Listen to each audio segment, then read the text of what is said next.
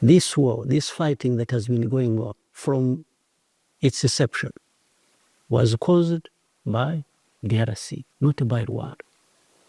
These same people who are fighting, right, for their rights, didn't come from here.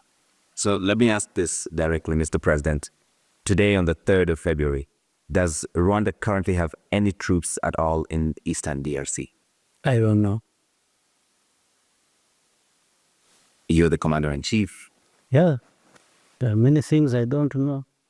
But if you want to ask me, is there a problem in Congo that concerns Rwanda and that Rwanda would do anything to protect itself? I'd say 100%. Does this risk a war in the region? I don't know. I don't think anybody is interested in war. I even don't think Tshisekedi is interested in war himself. But he has been encouraged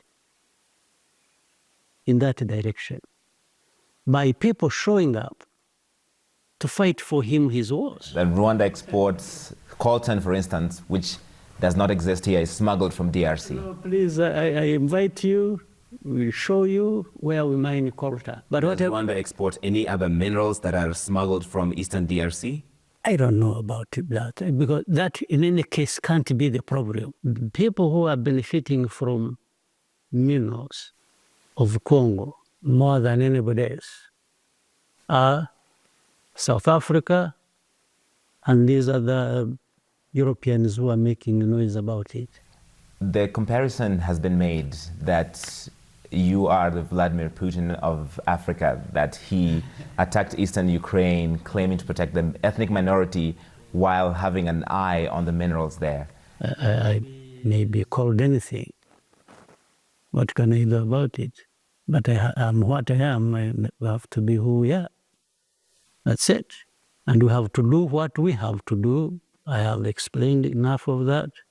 So, but we have to make sure we survive any storm that blows across our country.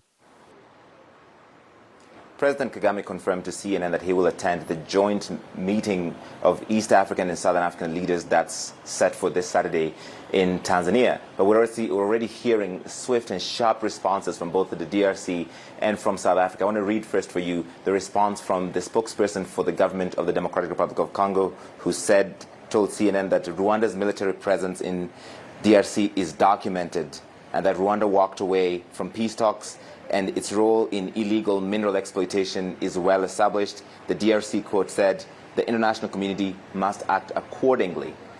President Kagame also said that South African troops are also in Eastern DRC to secure the minerals, which the South African government has now responded to.